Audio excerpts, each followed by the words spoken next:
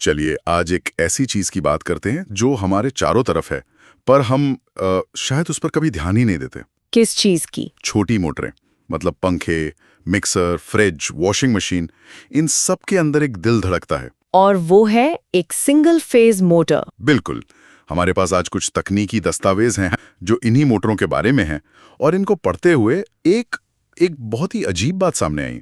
क्या? वो ये कि ये मोटरें जो हमारे घरों की सबसे जरूरी मशीनों को चलाती हैं, असल में मतलब ये अपने आप शुरू भी नहीं हो सकती। ये सुनने में बिल्कुल उल्टा लगता है ना? हाँ, हम तो बस एक बटन दबाते हैं और पंखा चलने लगता है। सही बात है, लेकिन यही इस पूरी कहानी का सबसे दिलचस्प हिस्सा है। यहीं से सारी इंजीनियरिंग और सारी चालाकी शुरू होती है। चालाकी? हाँ, समस्या ये है कि हमारे घरों में जो सिंगल फेज बिजली आती है वो एक घूमने वाला चुंबकीय क्षेत्र, मतलब एक रोटेटिंग मैग्नेटिक फील्ड नहीं बना पाती। एक मिनट, घूमने वाला चुंबकीय क्षेत्र, ये क्या होता है और ये इतना जरूरी क्यों है?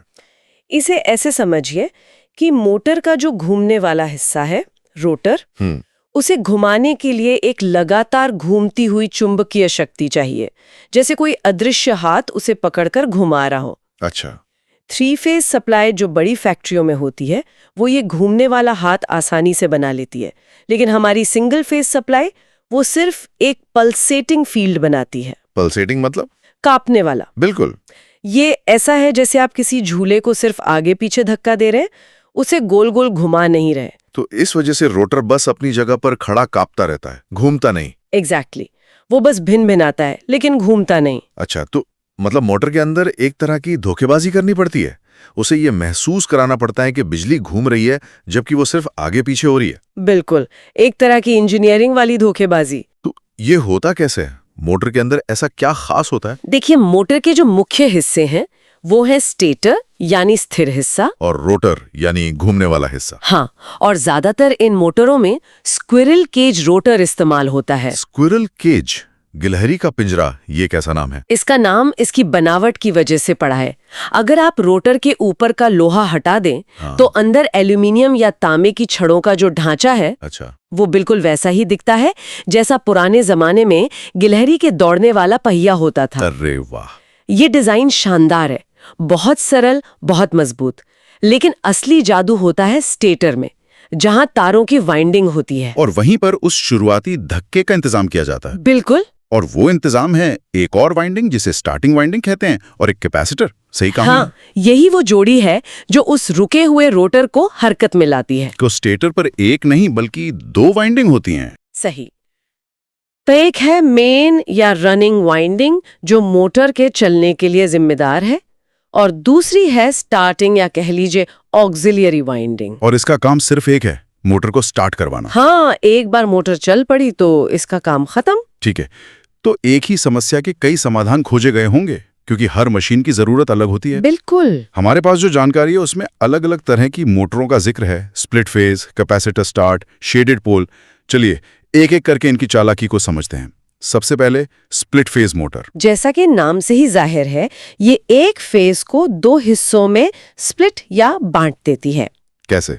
ये मेन और स्टार्टिंग वाइंडिंग को इस तरह से डिजाइन करती है कि दोनों में बिजली थोड़ी अलग अलग समय पर पहुंचती है, मतलब एक फेज डिफरेंस आ जाता है। अच्छा, इसे किसी आसान उदाहरण से समझाएंगे? मान लीजिए आप और आपका दोस्त मिलकर किसी भारी गोल दरवाजे को घुमा रहे हैं। ठीक है। अगर आप दोनों एक ही जगह से एक ही समय पर धक्का देंगे तो दरवाजा हिलेगा पर घूमेगा नहीं। सही बात है। लेकिन अगर आप एक तरफ से धक्का दें और आपका दोस्त थोड़ा रुककर दूसरी तरफ से, तो दरवाजा घूमने लगेगा। बिल्कुल।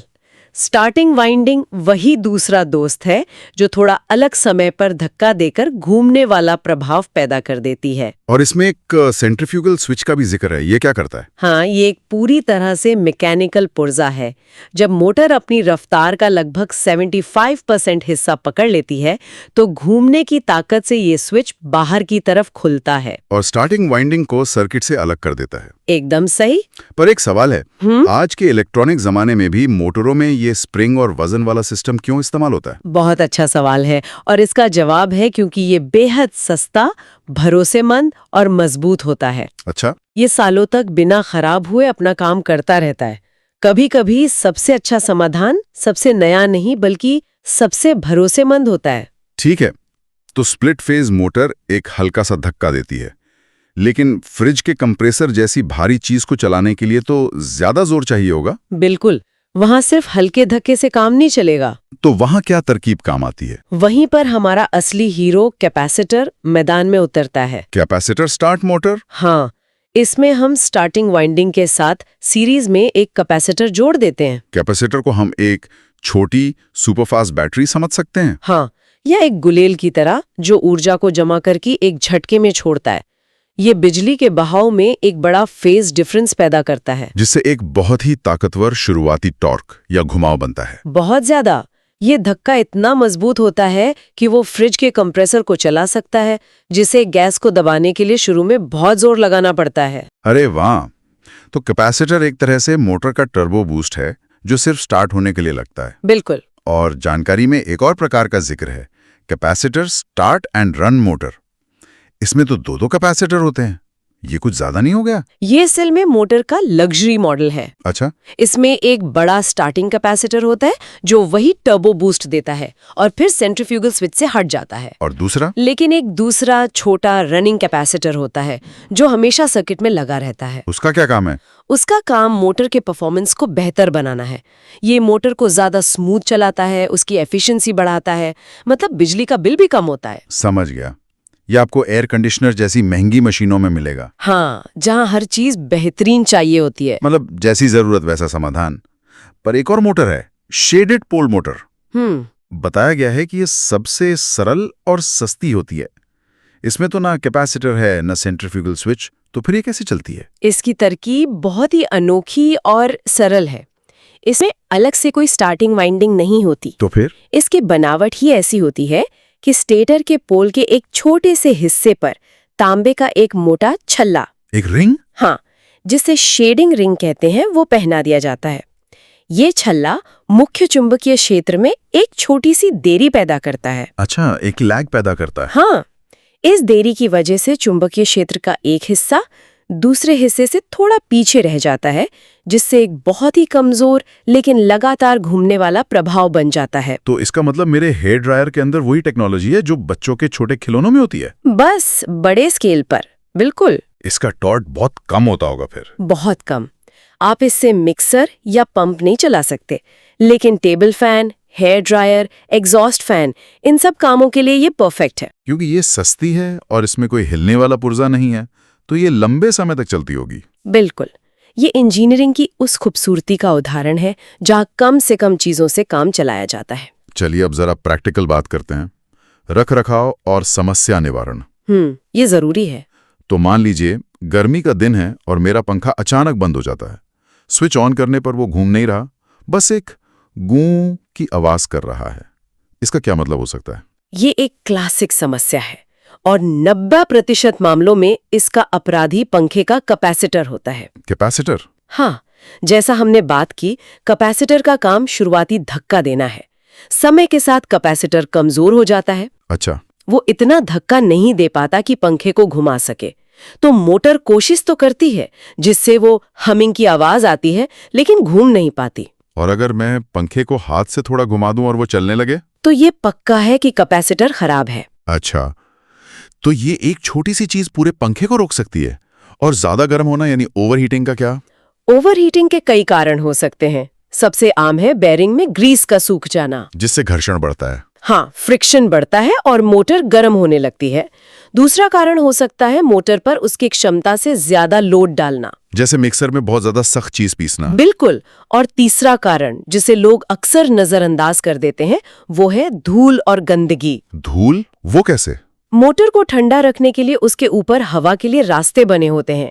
अगर वो धूल से बंद हो जाए तो मोटर अंदर ही अंदर गर्म होती रहती है और एक दिन जल सकती है। मतलब समय समय पर सफाई और सर्विसिंग से हम इन मोटर्स की उम्र काफी बढ़ा सकते हैं? बहुत ज्यादा। ये तो बहुत काम की जानकारी है। अब आखिरी और सबसे जरूरी बात पर आते हैं, सुरक्षा। हाँ, ये सबसे जरूरी है। जाहिर है बिजली का काम है तो सावधानी जरूरी है। मेन सप्लाई बंद करो, दस्ताने पहनो। लेकिन इसमें कोई ऐसी खास बात है जिस पर हमें ज्यादा ध्यान देना चाहिए? हाँ, एक बहुत जरूरी बात है जो अक्सर लोगों को नहीं पता होती, और वो है कैपेसिटर का खतरा। कैपेसिटर का? हाँ, जैसे मैंने कहा, कैपेसिटर एक छोटी बैटरी की तरह है। जब आप पंखे का स्विच बंद करते हैं तो घर की बिजली तो कट जाती है, लेकिन कैपेसिटर चार्ज रह सकता है। बिल्कुल, वो डिस्चार्ज नहीं होता। और अगर आपने बिना सोचे समझे उसके दोनों टर्मिनलों को छू लिया तो आपको एक बहुत जोरदार बिजली का झटका लग सकता है। अरे बाप रे! तो इससे बचने का क्या तरीका है? बहुत सरल तरीका है। किसी भी मोटर का कैपेसिटर छूने से पहले उसे डिस्चार्ज करना जरूरी है। कैसे? एक इंसुलेटेड हैंडल वाला पेचकस लेकर उसके मेटल वाले हिस्से से कैपेसिटर के दोनों टर्मिनलों को एक साथ टच करके शॉर्ट कर दिया जाता है। अच्छा। एक छोटी सी चिंगारी निकल सकती है, जिसका मतलब है कि वो डिस्चार्ज हो गया है। अब वो पूरी तरह सुरक्षित है। ये एक छोटा सा कदम है, लेकिन ये एक गंभीर दुर्घटना से बचा सकता है। हाँ, ये छोटी छोटी बातें ही एक प्रोफेशनल और एक नौसिखिए में फर्क पैदा करती हैं। तो कुल मिलाकर इस सारी जानकारी का सार ये है कि हमारे रोजमर्रा के उपकरण एक बहुत ही सरल लेकिन शानदार इंजीनियरिंग सिद्धांत पर काम करते हैं। एक बुनियादी कमी कि सिंगल फेज मोटरें अपने आप शुरू नहीं हो सकती। हाँ, और उसी एक समस्या को हल करने के लिए इंसानों ने कितने रचनात्मक समाधान निकाल लिए। अलग अलग वाइंडिंग, सेंट्रीफ्यूगल स्विच, तरह तरह के कैपेसिटर्स। और इन्हीं समाधानों से अलग अलग जरूरतों के लिए पूरी मोटरों की एक फैमिली बन गई, जो हमारी जिंदगी को इतना आसान बनाती हैं। बिल्कुल। ये इस बात का एक बेहतरीन उदाहरण है कि कैसे कोई सीमा या कोई कमी असल में नवाचार को जन्म दे सकती है। सही कहा। अगर ये समस्या ना होती तो शायद इतने अलग अलग और कुशल डिजाइन कभी विकसित ही नहीं होते। इंजीनियरिंग का असली काम ही सीमाओं के भीतर रहकर सबसे बेहतर समाधान खोजना है। बिल्कुल सही। आज की इस चर्चा के बाद ये सोचने वाली बात है कि कैसे एक छोटे से पुर्जे जैसे कैपेसिटर को जोड़ने या हटाने से एक मशीन का पूरा व्यवहार और उसकी ताकत बदल जाती है। हमारे आसपास की टेक्नोलॉजी में और कौन से ऐसे सरल इंजीनियरिंग समाधान छिपे हो सकते हैं जो किसी बड़ी समस्या को हल करने के लिए बनाए गए हों और जिन पर हमारा ध्यान कभी नहीं जाता?